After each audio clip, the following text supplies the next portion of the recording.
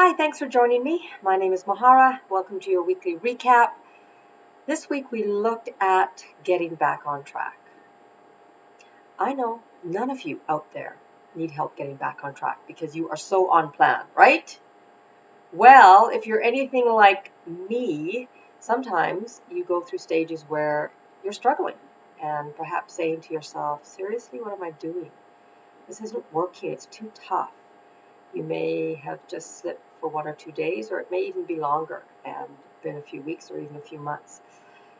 First of all, I want you to recognize that it's okay and everybody has setbacks. We do. It's realistic. It's part of life. And it's certainly part of living beyond the scale. So number one, accept it. It's okay. You can get back on track.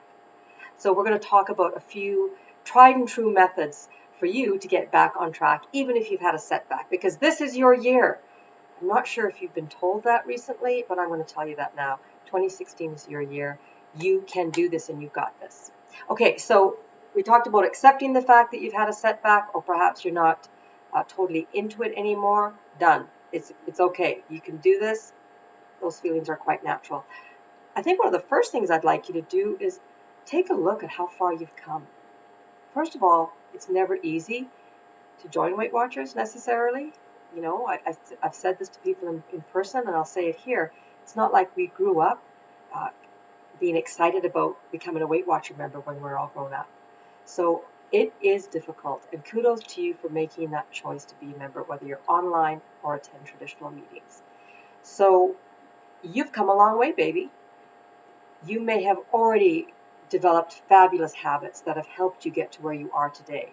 Look back on that. Sometimes going through your old trackers can really help, or your old weight record books, or if you're currently using a My Success Story book, you can look back and see how far you've come. So that's a great thing to do right off the bat.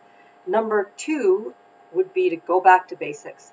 Do you remember the feeling that you had when you first joined Weight Watchers, after you got in the door or after you pressed the button? I suspect you were very excited. When I spoke to my members this week, we all said the same thing, that we had this euphoria that this was it, we could do it. We loved looking up the point values of foods. We were excited to get our weekly every week. We tracked without hesitation. Basically, we did what people said that we should do. And for the most part, we were successful. Go back to basics. Reweigh your food. Make sure you're tracking everything honestly. Honestly. I have to underline honestly. Attend your meetings. Look up the smart points value of foods before you eat them. That's always a really good one. It's terrible to be blindsided after the fact, isn't it? So going back to basics can help you um, restart and jumpstart your effort. So that's another trick. Stick with your plan. Whatever your plan is, stick with it. A few weeks ago, we looked at making SMART goals. If you need to go back and make some more goals, more SMART goals that are perhaps more realistic, go for it. Stick to your plan. How about reaching out to other members? If you attend meetings, speak up in your meeting. Or if you'd prefer to have a private conversation with your leader or with one of the receptionists, take them to the side, because we're here for you. If you need to chat with us, please reach out to us. So you can reach out to people in your meeting, or of course on Connect, you can reach out to each other. And truthfully, I know you're all very good at that. That doesn't seem to be an issue from what I can see. Another thing that you can do is learn from your experience. Don't make the same mistake again and again and again.